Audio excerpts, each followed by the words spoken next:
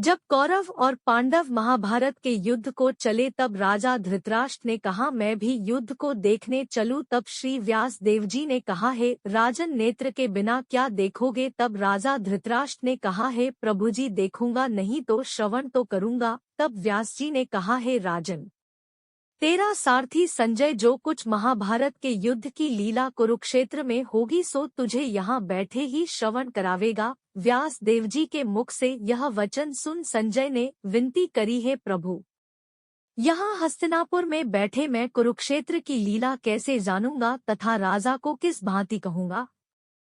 तब व्यास जी ने प्रसन्न होकर संजय को यह वचन कहा कि हे संजय मेरी कृपा से तुझे यहाँ ही सब दिखाई देगा। व्यास जी के इतना कहते ही उसी समय संजय की दिव्य दृष्टि भई और बुद्धि उसकी दिव्य भई। अब आगे महाभारत का कौतुक कहते हैं सुनो। 7 अक्षौहिणी सेना पांडव की और 11 अक्षौहिणी सेना कौरवों की यह दोनों सेना कुरुक्षेत्र में जा एकत्र भई।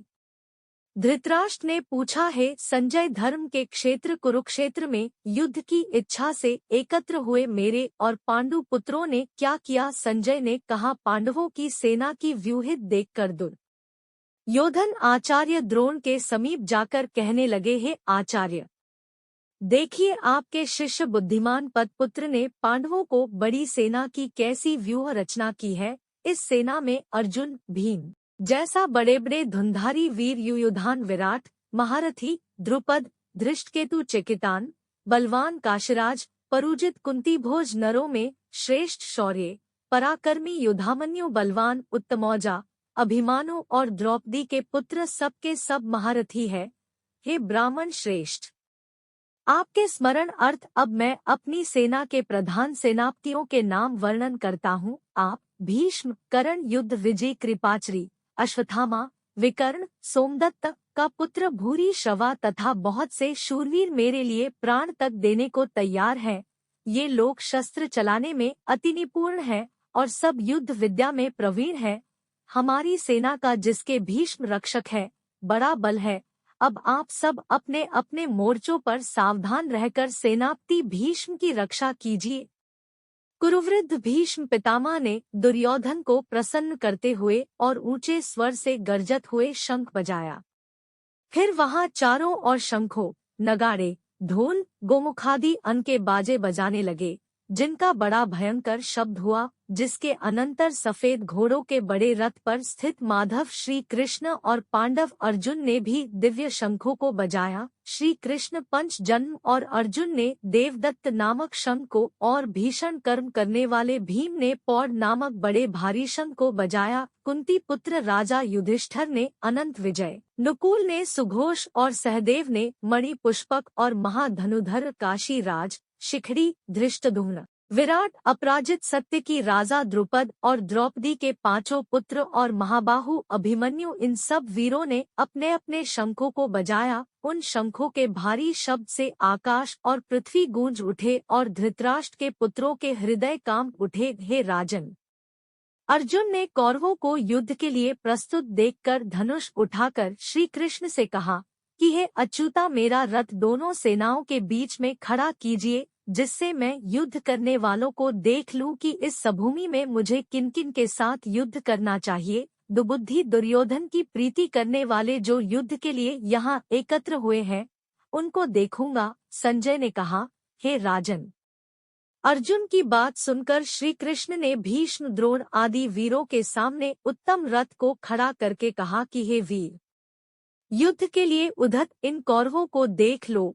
अर्जुन ने चाचा बाबा गुरु मामा भाई पुत्र पौत्र मित्र श्वसुर और स्वजनों को शस्त्रों से सुसज्जित में अपने ही सब बांधवों को खड़ा देखकर परम दयाद्र हो अत्यंत खेद के साथ यह वचन कहे हैं। कृष्ण युद्ध की इच्छा से आए हुए इन अपने बंधुओं को देखकर मेरे अंग ढीले होते गए हैं और मुख सूखा जा रहा है। मेरा शरीर बेकल हो रहा है, रोमांच खड़े होते हैं, गांडीव हाथ से गिरा जाता है, त्वचा जली जा रही है।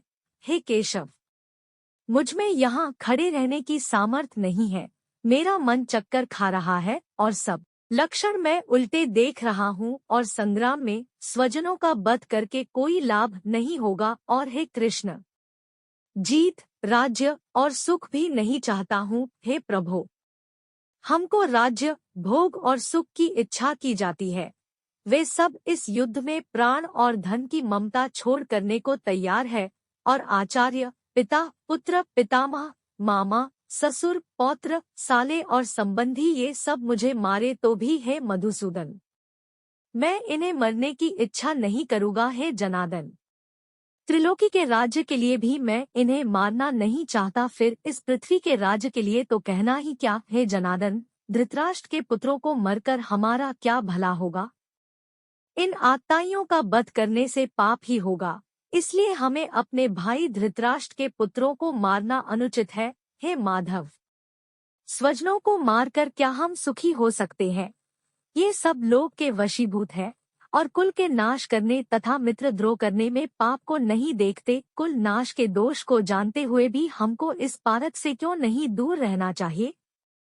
कुल का नाश होने से कुल के प्राचीन धर्म नष्ट हो जाते हैं, फिर धर्म नाश होने से कुल में पाप बढ़ता है। हे कृष्ण, पाप से कुल की स्त्रियां व्यभिचारिणी हो जाती हैं, जिनमें वर्णशंकर संतान उत्पन्न होती है। वह वर्णशंकर जिन पुरुषों ने कुल को नष्ट किया है, उनको तथा उस कुल को नरक में पहुंचते हैं, क्योंकि श्राद्ध तर्पण आदि बंद हो जाते हैं। वर्णशंकर बनाने वाले दोषों से कुलवधुओं की जाति धर्म और कुल धर्म निरंतर नाश होते हैं, हे जनार्दन। मैंने बराबर सुना है कि कुल धर्म नष्ट होने से निश्चय नरकवास करना होता है। हाय, हम बड़ा पातक करने को तैयार है, जो राज्य सुख के लोभ से स्वजनों को मारने की कोशिश कर रहे हैं। शास्त्रों को धारण किए हुए धृतराष्ट्र पुत्र यदि मुझ शास्त्र रहित और उपाय ही न को रणभूमि में बांधकर डाले तो मेरा बहुत कल्याण हो। संजय ने कहा, हे राजन। यह कहकर अत्यंत दुखित होकर अर्जुन ने उसी समय धनुष बाण फेंके दिया